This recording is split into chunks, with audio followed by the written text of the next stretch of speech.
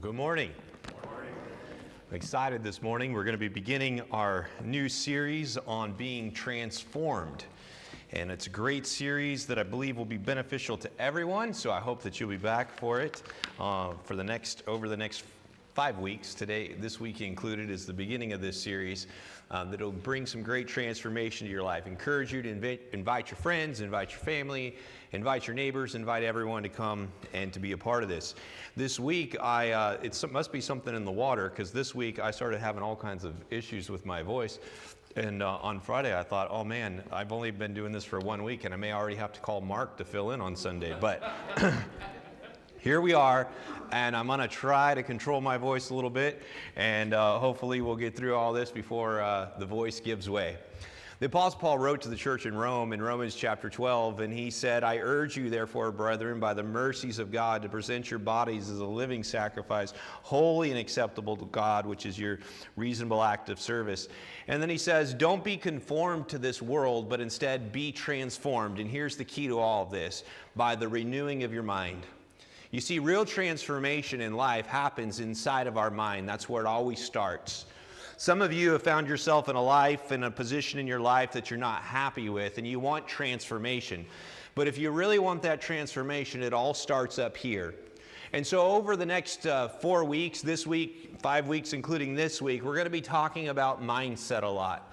Because our mindset and where we set our mind leads to the change in the actions and the transformation in our life that we really want. And to set all of this up, I want to begin by looking at the question that we have to ask ourselves. We have to make a decision in our mind from the very, very beginning on where we really want to stand. Where are we going to stand? You see, every day in life, we're confronted with questions and choices over and over again, and we have to make choices. And then based upon those choices and the choices we make as to where we're going to stand, it leads us to different outcomes. There have been people that have said we make somewhere in the neighborhood of over 1,000 choices every single day. We don't even realize it, right? When you get up in the morning and you're super tired and you go into the bathroom and you go to brush your teeth, you have to make a choice. Are you going to brush your teeth, or are you going to torment your coworkers for the rest of the day? Right? Now, you don't think about it. Most of you probably just go into automatic mode and you start brushing your teeth. But even brushing your teeth, that's a choice that you made. So we make choices all of the time, every single day, thousands and thousands of choices.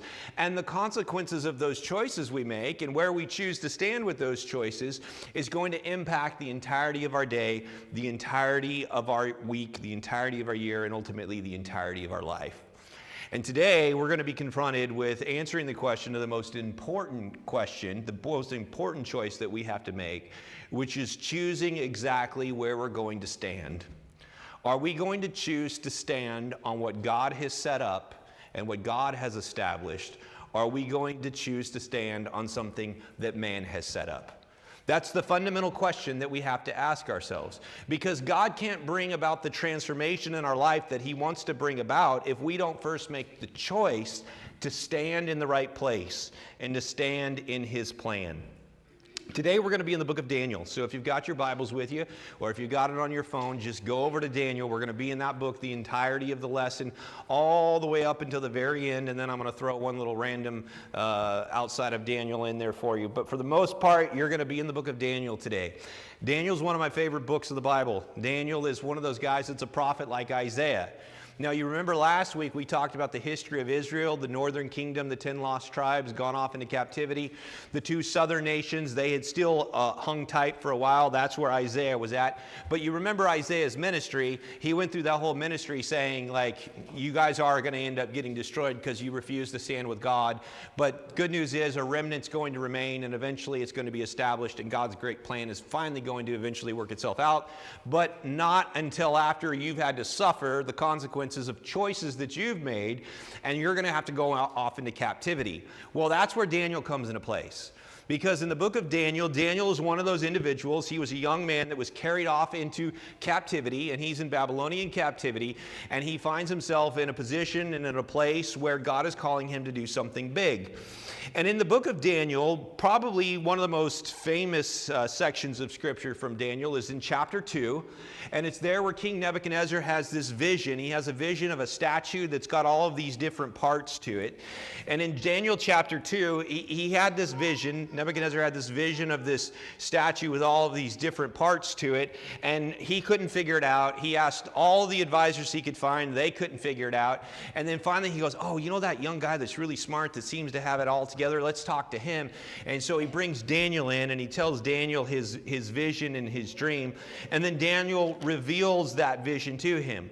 And essentially what it was is this statue was made up of all of these different dynasties, these different empires that were basically going to be the ones that ruled the world. First of all, you had the Babylonians. They were that first kingdom that ruled the world. And that's described in chapter 2, verses 36 through 38. And then you had the Medo-Persian and the Greek empires that came along and took over and ruled the world after that. That was the next section of the statue, the bronze section in verse 39. And then the great and powerful Rome that came along, right? And if you know world history, you see how this all actually ended up playing out, right? So Rome comes over and is the big superpower at the time, and that's in verse 40 through verse 43 where he mentions that. Now, the really important part of all of this is where all of this is going is in verse 44 where he says, in those days, so in the days when Rome is the empire that's ruling the world, in those days, kings, in the days of those kings, the God of heaven will set up, pay attention to that word, will set up a kingdom which will never be destroyed. And that kingdom will not be left to another people. It will crush and put an end to all of these kingdoms, but it itself will endure forever. So Daniel sees this vision of the statue and all these various kingdoms, and during the time of the Roman Empire, there's going to be a kingdom that's going to be established, it's going to be set up, and it's going to be set up by God, and it's going to last eternal, and it's going to last forever. And that kingdom is a kingdom that everybody should be looking forward to. In the book of Daniel, he's going to categorize, or he's going to walk us through three specific events that I want us to look at today. And in these three events, you're going to see this constant theme coming out in these three events. The first one is Daniel, Shadrach, Meshach, and Abednego when they were young men that had been brought into captivity and they had been assigned to service of the king. In Daniel chapter 1, you see that these young men had been chosen because they were looked over. They had no defect in them. They were intelligent men. They were good-looking men, he says in chapter 1 and verse 4. And so as a result of that, they were selected with others to be part of the serving class for the king. And so in verse 5 it says, the king appointed, or the king set them up, a daily ration for the king, from the king's choice food and from the wine which he drank, and appointed that they should be educated for 3 years, and at the end of which they would enter into, or they would stand in the king's personal service. Now among them from the sons of Judah were Daniel, Hananiah, Mishael, and Azariah. Now, we know those last three by other names. The names that were assigned to them in verse 7, Shadrach, Meshach, and Abednego. So these young men were brought in, they were selected, they were going to be educated, they were going to be trained for 3 years, and they were going to be given the best foods possible to eat. They wanted them to be strong and mighty and powerful, and they wanted them to have good minds on their shoulders. So they'd set all of this up. Now there's a problem with all of that. The problem with all of that is that Daniel knew that the food rations that had been assigned to them to eat went against God's law of what they were supposed to eat. In fact, he says in chapter 1, if you look there in verse 8, but Daniel set his mind, or he made up his mind, that he would not defile himself with the king's choice food or with the wine which he drank. So he sought permission from the commander of the officials that he might not defile himself. Now God granted Daniel favor and compassion in the sight of the commander of the officials. And the commander of the officials said to Daniel, I'm afraid of my lord the king, who has appointed your food, or set up your food and your drink. For why should he see your faces looking more haggard than the youths who are your own age? Then you would make me forfeit my head to the king. So the king's servant here says, look, here's the problem. If I let you get away from not eating these foods that the king has appointed and that the king has set up, you're going to look really bad and sickly. And when you stand before the king and you look bad and sickly and I was in charge of you, I'm going to lose my head over it. And he saw that as a problem. And so Daniel says to the overseer in verse 11, he says, who God had appointed over them, please test your servants for just 10 days, and let us be given some vegetables to eat and some water to drink. Then let our appearance be observed in your presence, and the appearance of the youths who are eating the king's choice foods, and deal with your servants according to what you see. So he listened to them in this matter and tested them for 10 days. And at the end of 10 days, their appearance seemed better, and they were fatter than all the youths who'd been eating the king's choice food. So the overseer continued to withhold their choice food and the wine they were to drink, and kept giving them vegetables. You see, Daniel had a choice to make, didn't he? The king had made a decree. He'd set an order. He said, this is what you're going to eat. But Daniel knew what God had said and what God had set up and what God had set up for them to eat. And what the king had set up was in violation of what God had set up. And Daniel had to make a choice. Where am I going to stand? Am I going to stand on what God has set up, or am I going to stand on what man has set up? And I want you to notice this very key word that he uses there in verse 8. Daniel set or made up his what? His mind. You see, he never would have been able to overcome this difficult hurdle that was in front of him and the pressure that was in front of him if he hadn't first set his mind to standing on what God had set up over what man had set up. And as a result of all of that, Daniel stood his ground, and God blessed Daniel as a result of that. As a result of the standing on what God had set up, Daniel, Shadrach, Meshach, and Abednego were blessed by God. In fact, it says in verse 17, as for these four youths, God gave them knowledge and intelligence in every branch of literature and wisdom. Daniel even understood all kinds of visions and all kinds of dreams. You see, the reason why they were blessed so much by God is because they chose to stand on what God had set up and not on what man had set up. And then in a bit of an ironic twist, not only were they blessed by God, but they ended up being blessed by Nebuchadnezzar. In fact, if you read there, beginning in verse 19, the king talked with them, and out of them all, not one of them was found like Daniel, Hananiah, Mishael, and Azariah. So they entered the king's personal service. And for every matter of wisdom and understanding about which the king consulted them, he found them to be 10 times better than all the magicians and conjurers who were in all his realm. And Daniel continued until the first year of Cyrus the king. So to recap, notice what happened. Daniel found himself in a position. Man had set something up, the king had set something up, God had set something up, and he had to make a choice on where he was going to stand. And he made up his mind that he was going to stand on what God had set up. And as a result of that, God blessed him, transformed his life, and even the king ended up blessing Daniel in the process. The second account that I want us to look at in the book of Daniel is in chapter 3. And this is one, if you grew up going to Sunday school, this is probably one of the ones you remember the most. This is the one where you've got the fiery furnace. Because you remember here in chapter 3, the king Nebuchadnezzar at this point, he made a golden image. And he made this huge golden image that was 60 cubits tall. And you'll notice in chapter 3, verse 1, pay attention to the language that Daniel uses here. He says, he set it up on the plain of Dura in the province of Babylon. And here was the rule. They came up with rules about this golden idol and statue that had been created. Nebuchadnezzar the king sent word to the assembly and to assemble the satraps and the prefects and the governors and the counselors and the treasurers and the judges and the magistrates and all the rulers of the provinces to come to the dedication of the image that Nebuchadnezzar the king had, set up.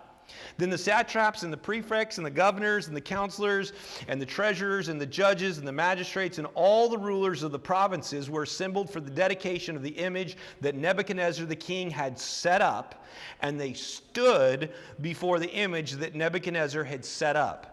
Then the herald loudly proclaimed, "To you the command is given, O people, nations, and man of every language, that the moment you hear the sound of the horn and the flute and the lyre and the trigon and the psaltery and the bagpipe and all kinds of music, you're to fall down and to worship the golden image that Nebuchadnezzar the king has," pay attention, "set up. But whoever does not fall down and worship shall immediately be cast into the midst of the furnace of blazing fire." Therefore, at that time, when all the people heard the sound of the horn and the flute and the lyre and the trigon and the psaltery and the bagpipe and all kinds of music, all the peoples and the nations and men of every language fell down and worshiped the golden image that Nebuchadnezzar the king had, he had set up. You see, Nebuchadnezzar set up this idol, and Daniel is not remiss in pointing this out over and over again in verse 1, verse 2, twice in verse 3, in verse 5, in verse 7, in verse 12, on and on. He mentions the king had set it up, the king had set it up, the king had set it up. And here was the rule. When you hear the music, you're to fall down and you're to worship the object that the king has set up. That's what the rule was.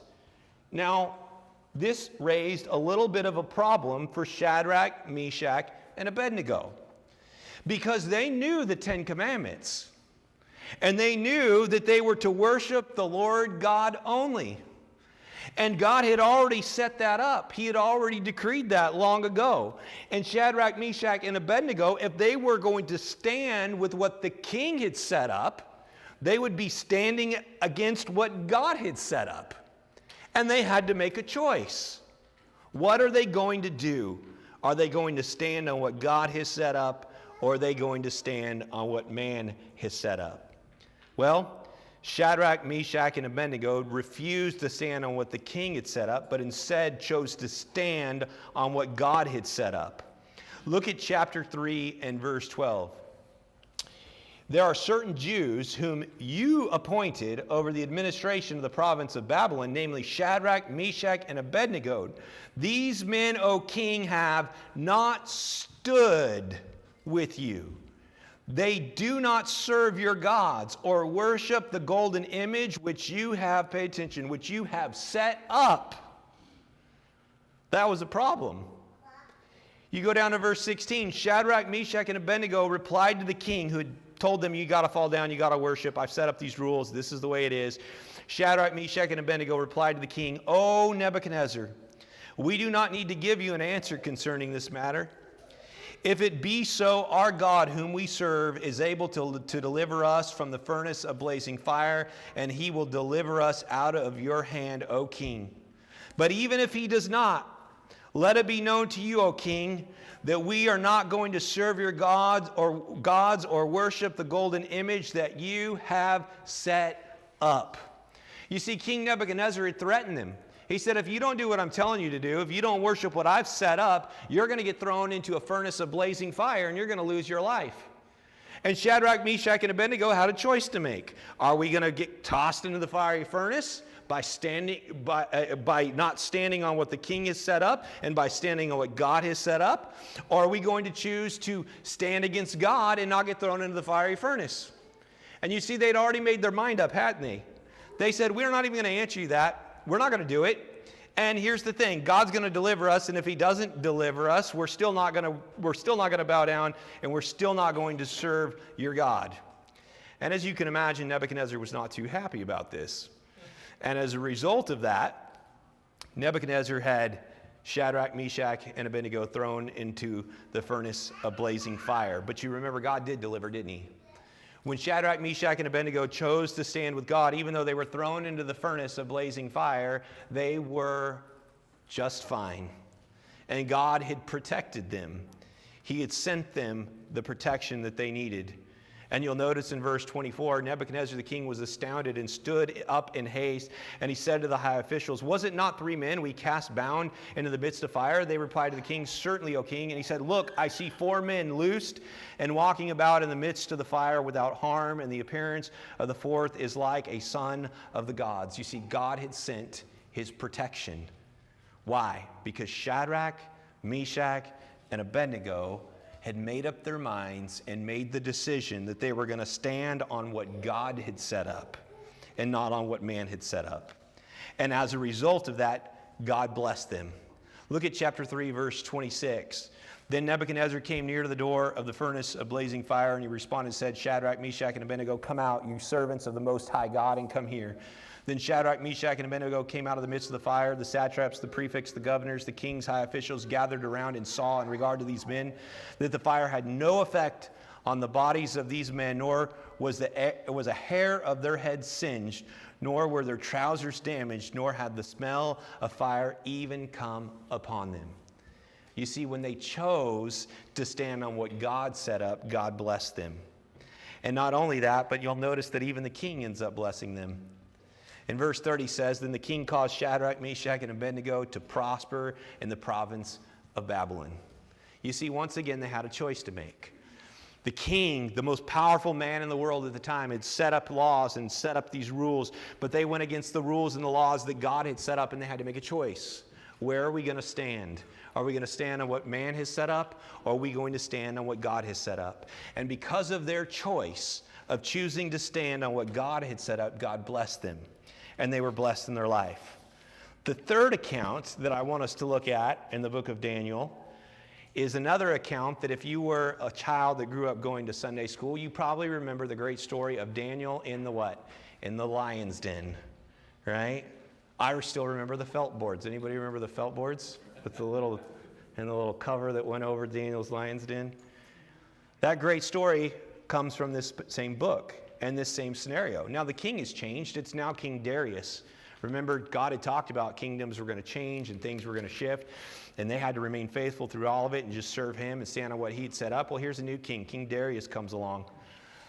And King Darius in chapter 6, beginning in verse 1, it seemed good to Darius to set up, you see it, to set up 120 satraps over the kingdom, that they would be in charge of the whole kingdom, and over them 3 commissioners, of whom Daniel was one, that these satraps might be accountable to them, and that the king might not suffer loss. Then this Daniel began distinguishing himself among the commissioners and the satraps because he possessed an extraordinary spirit. And the king planned to set him up or to appoint him over the entire kingdom.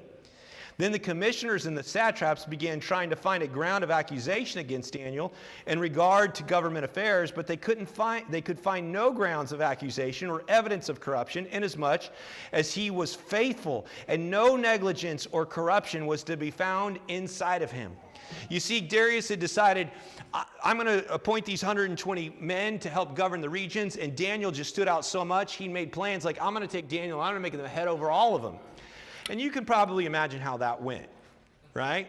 The other 119 didn't like it too well. Well, why is Daniel getting special treatment, right? Anybody ever dealt with any of this in the workforce? Like somebody starts getting promoted or somebody starts getting, well, why are they getting promoted? Why are they getting praised? And that's not fair. And then you try to do everything you can to try to undermine them, backtalk them, make anonymous HR reports, all that kind of stuff, right? You ever experienced any of that, right? That's what these guys are doing. But they're going to the point of like, how do we get this guy, how do we take this guy out? So they go searching for some area where they can find where Daniel's got like a hole, a chink in his armor, right? They want to try to attack his integrity, find some dirt to get him on. That never happens in politics, does it? Where they try to go dig up dirt, find something like, oh yeah, you've never seen that happen ever, right? Happens all the time. Like, we see this stuff today and we think this is new stuff. This stuff's been going on for thousands of years, okay? The problem is Daniel was actually one of those guys that was squeaky clean. They couldn't find anything on him. They dug and dug and dug and dug and tried to find something to get him on. They couldn't find him on anything that they could bring an evil report about him to the king. So that was a problem for them. And because of that, they finally realized, hey, we know how we can get him. And so they concocted this idea. Look at verse 6. Then these commissioners and satraps came by agreement to the king and spoke to him As fellows, King Darius live forever. All the commissioners of the kingdom and prefects and the satraps and the high officials and the governors have consulted together that the king should set up a statute and enforce an injunction that anyone who makes a petition to any god or man besides you, O king, for 30 days shall be cast into the lion's den. Now, O king, set up the injunction and sign the document so that it may not be changed according to the law of the Medes and the Persians, which may not be revoked. Therefore, King Darius signed the document, that is, the injunction. So here's what happened. Those guys came in, they came to King Darius and they said, look, we want you to sign this law that states that you can't pray to any other god for 30 days. You can't pray nobody else for 30 days. And he said, we've consulted with everybody and we're all in agreement on this. We know that's a lie, right? Because if they had consulted with Daniel, Daniel would have been on board with it. But you see, they knew that they hadn't consulted with him and they knew they were lying because what they were trying to do was they were trying to set a trap for Daniel because they knew something about Daniel. 3 times a day, every day, you could look and you could see Daniel praying to God. And so they knew that if they had got the king to set up this law where you can't pray to anybody else for 30 days, they knew that Daniel would be found guilty and on the hook. Not only did they know that, but Daniel knew what was going on. And look at this. I love this verse, verse 10. Now when Daniel knew that the document was signed, he entered his house. Now in his roof chambers he had windows open towards Jerusalem, and he continued kneeling on his knees 3 times a day, praying and giving thanks before his God, as he had been doing previously. I love how it says in verse 10, when Daniel knew that it was signed. It's almost like he's like, man, you better hurry up and sign that thing because my prayer is supposed to start soon, but I can't start until I know you've signed it. And so the king signs it, and when he knows that it's been signed, what does Daniel do? Daniel has a choice to make. He can stand on what God has set up and pray to God, or he can stand on what man has set up, and he cannot pray to God. And he can choose to pray to something that's been created instead of praying to the Creator. But Daniel made a choice, didn't he? He chose to stand on what God had set up and not on what man had set up. God had already set his law, and Daniel stood on what God had set up and not what man had set up. And we know what happens, don't we? As a result of all of this, Daniel's trapped. They've got him. King Darius is feeling bad about the whole thing because he knows what he signed and he knows the laws of the Medes and Persians that he can't revoke it. So Daniel gets thrown into the den full of lions. And look what he says here in verse 13. Then they answered and spoke before the king. Daniel, who is one of the exiles from Judah, pays no attention. He doesn't stand with you, O king, or to the injunction which you have signed, but keeps making his petition 3 times a day. And then notice what it says about the king in verse 14. As soon as the king heard this statement, he was deeply distressed, and he set his mind on delivering Daniel. And even until sunset, he kept exerting himself to rescue him. Then these men came by agreement to the king and said to the king, recognize, O king, that it is the law of the Medes and the Persians that no injunction or statute which the king sets up may be changed. I want you to think about this for a second. The king was even trying to find a loophole around his own law that he had set up. He was trying to find a way to get around the loophole that he had set up to try to get Daniel out. Even the most powerful man in the entire world at this time could not save Daniel. Daniel was thrown in the den full of lions. And in verse 17, a stone was brought and laid over the mouth of the den, and the king sealed it with his own signet ring, with the signet ring of his nobles, so that nothing would be changed in regard to Daniel. Then the king went off to his palace and spent the night fasting, and no entertainment was brought before him, and his sleep fled from him. Then the king stood up at dawn and at break of day and went in haste to the lion's den. When he had come near the den to Daniel, he cried out with a troubled voice. The king spoke and said to Daniel, Daniel, servant of the living God, has your God, whom you constantly serve, been able to deliver you from the lions? In verse 21, I wonder how long Daniel paused. You ever think about that? Do you think he just spoke up right away? If I were Daniel, I'm ornery enough, I probably would have given him at least 30 seconds to sit there and to contemplate. But Daniel spoke up and he said, "O king, live forever. My God sent his angel and shut the lions' mouths, and they have not harmed me, inasmuch as I was found innocent before him. And also towards you, O king, I've committed no crime." And then the king gave orders, and they brought these men who had maliciously accused Daniel, and they cast them and their children and their wives in the lion's den, and they had not reached the bottom of the den before the lions overpowered them and crushed their bones. Then Darius, verse 25, the king wrote to all the peoples, nations, and men of every language who were living in the land, "May your peace abound. I make a decree that in all the dominion of my kingdom, men are to fear and tremble before the God of Daniel, for he's the living God and enduring forever. And his kingdom is one which will never be destroyed, and his dominion will be forever. He delivers and rescues and performs signs and wonders in heaven and on earth, who has also delivered Daniel from the power of the lions." So Daniel enjoyed success in the reign of Darius and in the reign of Cyrus the Persian. You see, Daniel had a difficult choice to make. He could choose to stand on what God had set up, or he could choose to stand on what man had set up. And when he chose to stand on what God had set up and man came at him with all the consequences that man could throw at him, they could not destroy him because God had blessed him for standing on what he had set up. And as a result, God was glorified through Daniel's actions, not only in his own life, but throughout the entirety of the kingdom. I want you to think about this from the book of Daniel. There is a consistent story that's playing out throughout the entire book that's one that we would do very well to pay attention to.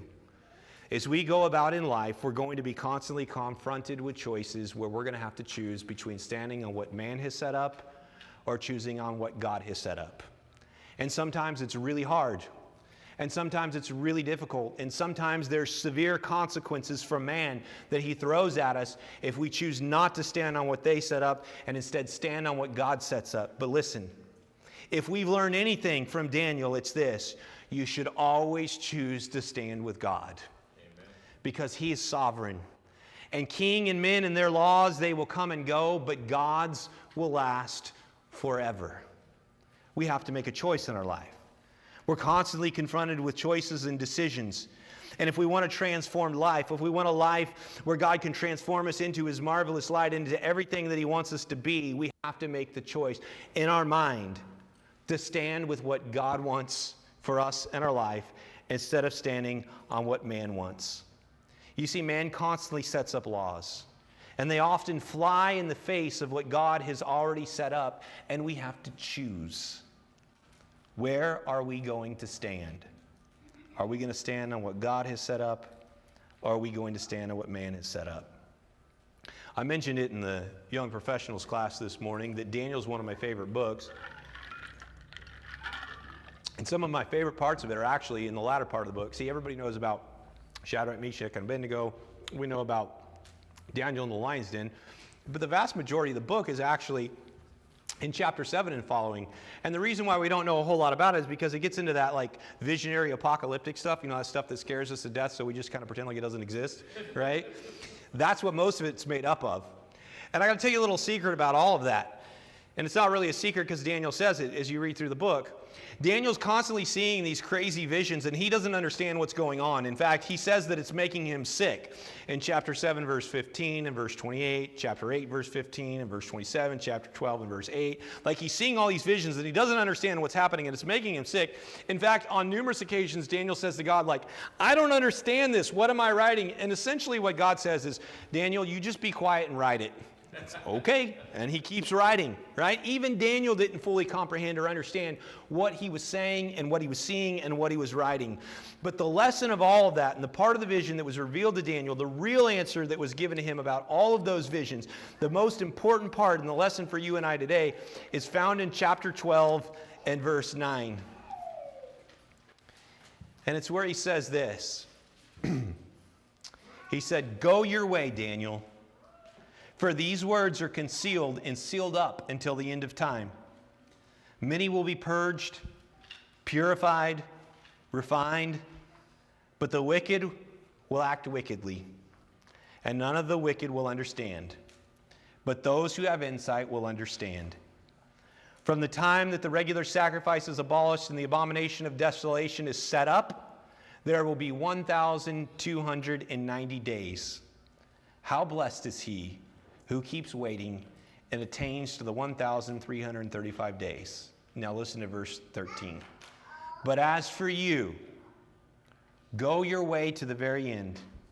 Then you will enter into the rest, and you will stand again for your allotted portion at the end of the age. Listen, the lesson that was given to Daniel out of all that, it's the same lesson that's given to us. Man's going to set up a lot of things, and wicked and evil people, they're going to choose to stand on what man has set up. But God has set up things, and if we choose to stand with him at the end of time, at the end of the day, when everyone else is crumbling around us, you will stand when everybody else falls. So we have to make a choice. In our life, in the world today, where are we going to stand? Are we going to stand on what God has set up, or are we going to stand on what man has set up? Listen to the words of the Hebrew writer in Hebrews chapter 12, beginning in verse 25. See to it that you do not refuse him who is speaking, for if those who did not escape when they refused him who warned them on earth, much less will we escape who turn away from him who warns from heaven. And his voice shook the earth then, but now he has promised, saying, Yet once more I will shake not only the earth, but also the heavens. This expression, yet once more, denotes the removing of those things which can be shaken as of created things, so that those which cannot be shaken may remain. Listen, therefore, since we've received a kingdom which cannot be shaken, let us show gratitude by which we may offer to God an acceptable service with reverence and awe. There's a day coming when the entire world and the greatest kingdoms in the world, they're all going to be shaken, and they're all going to crumble. But there is one kingdom that will not crumble, and that's God's kingdom. So where are you going to stand? Are you going to choose to stand with God and choose to stand with his kingdom, or are you going to choose to stand with man?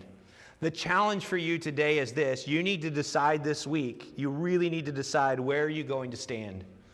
Because you're going to be confronted with numerous choices throughout your life. Many people trying to convince you and persuade you and threaten you that if you don't stand with them against God, that there's going to be consequences. They're going to try to pull you away from God. You need to decide now, before it's moments before you're being cast into the lion's den or cast into the furnace of fire. You need to make up your mind now exactly who you're going to stand with.